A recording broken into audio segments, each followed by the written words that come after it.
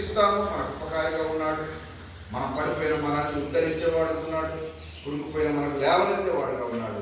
15వ వచనం చదివినట్లయితే, సర్వజీవుల కన్నులు నీ వైపు చూచుచున్నవి, తగిన కాలమందు నీ వారికి ఆహారం ఇచ్చుదువు. అంటే తగిన కాలంలో మనకు ఆహారం దయచేసే దేవునిగా ఉన్నాడు. తగిన కాలంలో మనం స్తుతించటం ద్వారాగా, మనం ఆయన క్రియలను కొనియాడటం ద్వారాగా, ధ్యానించటం ద్వారాగా, ఆయన నీతి గురించి గానం చేయటం ద్వారాగా, ఆయన మహిమపరచటం ద్వారాగా మనకు ఆయన ఏం చేసేవాడుగా ఉన్నాడంటే తగిన కాలంలో మనకు ఆహారం ఇచ్చేవాడిగా ఉన్నాడు. 16వ వచనాన్ని మనం చదివినట్లయితే, నీవు నీ గుప్పిల్ని విప్పి ప్రతి జీవి కోరికను తృప్తిపరచుచున్నావు. సో ఆయన ప్రతి జీవి కోరికను తృప్తిపరిచే దేవునిగా ఉన్నాడు. సో ఇవన్నీ కూడా ఆయన స్తుతించడం వలన, ఆయనకు అడ్డుకట్టబడి ఉండటం వలన, ఆయన మీద ఆనుకుని ఉండటం వలన, ఆయనకి మరి యథార్థంగా ఆయన్ని వెంబడించటం వలన ఇవన్నీ కూడా మన జీవితంలో జరుగుతాయని దేవుని యొక్క లేఖనం తెలియజేస్తుంది. 17వ వచనానికి వచ్చినప్పుడు మనం 17వ వచనంలో చూసినట్లయితే, యెహోవా తన మార్గములన్నిటిలో నీతి గలవాడు, తన క్రియలన్నిటిలో కృప చూపువాడు. ఇక్కడ దేవుడు ఎందుకు కృపను గురించి మాట్లాడుతున్నాడంటే, మన మానవ జీవితాలు అనేక సార్లు మనం దేవుని మార్గం నుంచి తప్పిపోతూ ఉంటాం, దేవుని మార్గం నుంచి తొలగిపోతూ ఉంటాం. దేవుడు తన కృపను గనక మనకు కనపరచకపోతే మన యొక్క పాపములో మనం నశించిపోయి ఉండేవాడు. సో అలాగే మన జీవితంలో పొరపాట్లు జరిగినా కూడా, ఒకవేళ మనం తప్పిపోయినా కూడా, ఆయన తన కృపతో మనం మరలా తిరిగి ఆయన దగ్గరికి రావడానికి ఆయన ఎదురు చూస్తున్నాడే తప్ప ఆయన ఉగ్రతను మన మీద కనపరచడం లేదు. ఒకవేళ అలా చేసి ఉంటే ఈరోజు మనం ఇక్కడ ఎవరు ఉండేవాళ్ళమే కాదు. మనం బలహీనమైన ఆయనకి తెలుసు, మనం పడిపోయిన పరిస్థితి ఆయనకి తెలుసు, మనం తప్పిపోయిన పరిస్థితి ఆయనకి తెలుసు. కానీ ఆయన ఎదురు చూస్తున్నాడు నా దగ్గరికి రావాలని. దేవుడి వాక్యం ఏం చెప్పబడుతుందంటే, ఆయన గురించి లోబడనులని పిల్లల వైపు, ఎలాగంట దినమెల్లా చేతులు చాచి లోబడనులని పిల్లల వైపు ఆయన ఎదురు చూస్తున్నాడు. నా దగ్గరికి రావాలని, నా యొక్క సన్నిధికి రావాలని ఆయన ఎదురు చూస్తున్నట్లుగా దేవుని యొక్క లేఖనంలో చాలా స్పష్టంగా రాయబడింది. ఇది ఆయన కృప అన్నమాట. అందు గురించి ఆయన కృప చూపే దేవునిగా మన జీవితాల్లో ఉన్నారని మనం అర్థం చేసుకోవాలి. 18వ వచనానికి వచ్చేసరికెల్లా, తనకు మొరపెట్టి వారందరికీ, తనకు నిజముగా మొరపెట్టి వారందరికీ యెహోవా సమీపముగా ఉన్నాడు. ఆయన మనకు సమీపంగా ఉన్నట్లు మరి ఏ దేవుడు కూడా లేడని దేవుని యొక్క లేఖనం రాయబడింది. ఆయన నీకు చాలా సమీపంగా ఉన్నాడు, ఆయన నీకు చాలా దగ్గరగా ఉన్నాడు. నువ్వు కష్టంలో ఉన్నప్పుడు, నువ్వు శ్రమలో ఉన్నప్పుడు, నువ్వు వేదనలో ఉన్నప్పుడు ఆయన నీకు చాలా సమీపముగా ఉన్న దేవుడని నువ్వెప్పుడు కూడా మర్చిపో. చాలా కృపగలదు, చాలా చాలా కృపగలదు. ఆయన ఎన్నడూ మనల్ని మర్చిపోయేవాడు కాదు, ఎన్నడూ తూరనాడేవాడు కాదు. కొన్నిసార్లు కొన్ని విషయాలు ఈ ఫుల్ఫిట్ నుంచి చెప్పవలసి వస్తుంటుంది. కానీ దేవుని మహిమ కోసం కొన్నిసార్లు చెప్పకూడని విషయాలు కూడా చెప్పడం జరుగుతూ ఉంటుంది. నేను కాకినాడ మరి తాళపూరం నుంచి కాకినాడ షిఫ్ట్ అయ్యాను పిల్లల చదువుల కోసం. స్టీవెన్ టెన్త్ పూర్తయింది, ఇంటికి వస్తున్నాడు. మా రెండో పిల్ల ఎల్కేజీలోకి వెళ్ళాలి.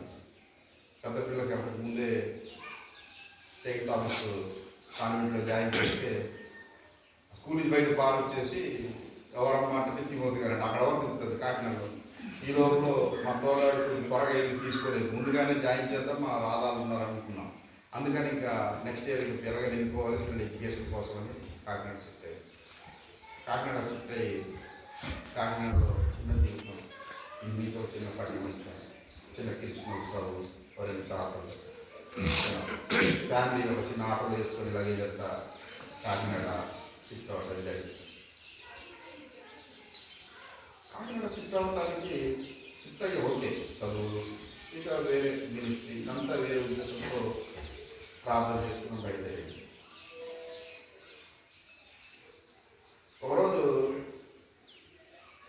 అంటే నాకు కొంతమంది పర్సనల్గా నాకు సహాయం చేసే, అంటే నా కుటుంబ సభ్యులకు కావచ్చు, సంఘ సభ్యులే కావచ్చు, కొంతమంది సపోర్ట్ చేసేవారు ఉన్నారు. నేను లెక్క అడిగేసుకుంటున్నానంటే పలానా వ్యక్తి సపోర్ట్, ఓకే ఇది రూమ్ రెంట్కి అయిపోతుంది, ఈ మనీ రూమ్ రెంట్కి వెళ్ళిపోయింది అంటే ఇది రూమ్ రెంట్కి ఈ మనీ అని కేటాయించుకున్నాను. పలానా వ్యక్తి చేసి సపోర్ట్, ఓకే నాకు ఇక్కడ ఈ యొక్క కిరాణాకి ఓకే రూమ్ రెంట్ కిరాణా అయిపోయింది. ఫీజులు ఓకే సంవత్సరంకి ఒకసారి నేను జీవితంలో ఏదో మనకు వచ్చే సంపాదనలో ఈ ఫీజులు ఏదో కట్టుకుంటాను లెక్కలేసి. ఈ పరిచయకు వచ్చారమ్మా సార్ అక్కడి నుంచి వచ్చి చిన్న టైప్స్ నాకు బైక్ పెట్రోల్ వస్తే నేను వెళ్ళేసి మినిస్టర్ చేసి వచ్చేస్తాను, ఇన్ని లెక్కలు వేసుకుని అక్కడికి వెళ్ళాను. నేను ఎప్పుడైతే కాకినాడ షిఫ్ట్ అయ్యానో, కాకినాడ షిఫ్ట్ అయిన తర్వాత నేను ఏదైతే రూమ్ రెంట్ కోసం నాకు పలానా వ్యక్తి దగ్గర నుంచి సపోర్ట్ వస్తుందనుకున్నానో, నేను షిఫ్ట్ అయినంటే నా సపోర్ట్ ఆగిపోయింది. నేను రూమ్ రెంట్ పే చేసే అమౌంట్ ఆ సపోర్ట్ నాకు పూర్తిగా స్టాప్ అయిపోయింది. నేను రీజన్స్ నాకు తెలియదు.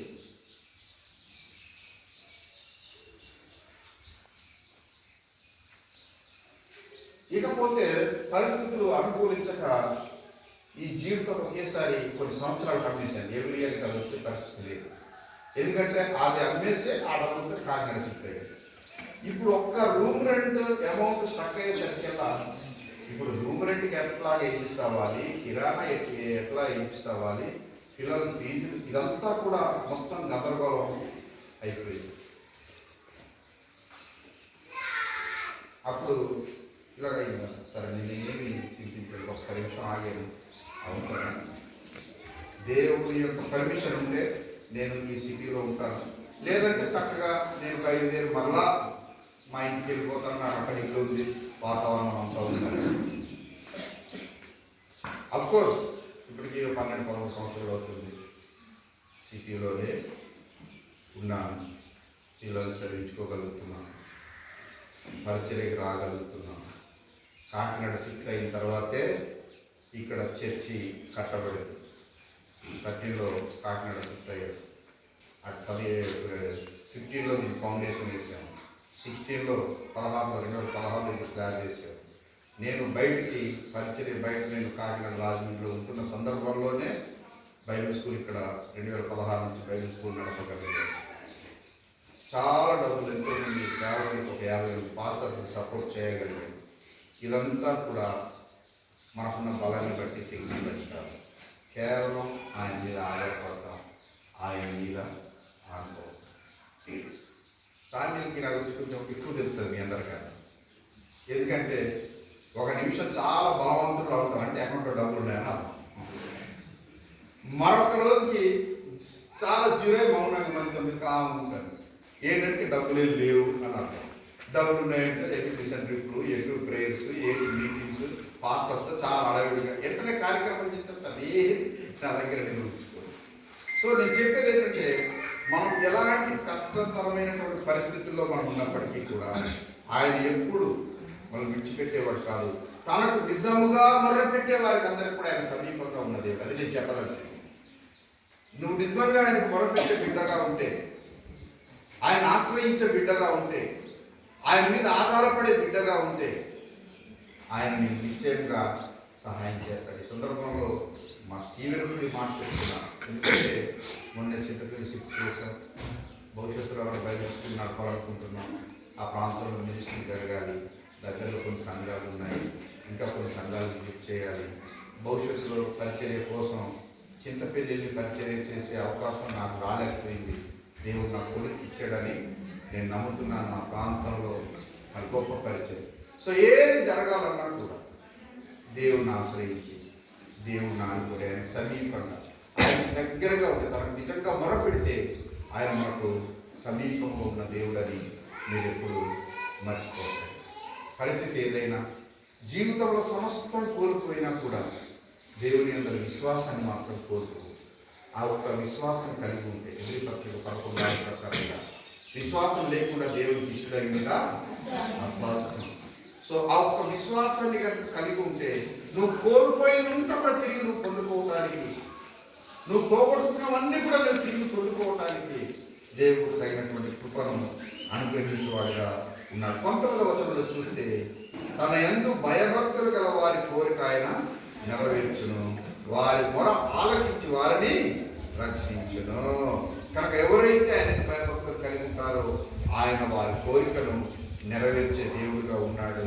తనకు మొరపెట్టే వారికి మరి ఆయన రక్షించేవాడుగా ఉన్నాడని దేవుని యొక్క లేఖనంలో చాలా స్పష్టంగా రాయబడి ఉంది.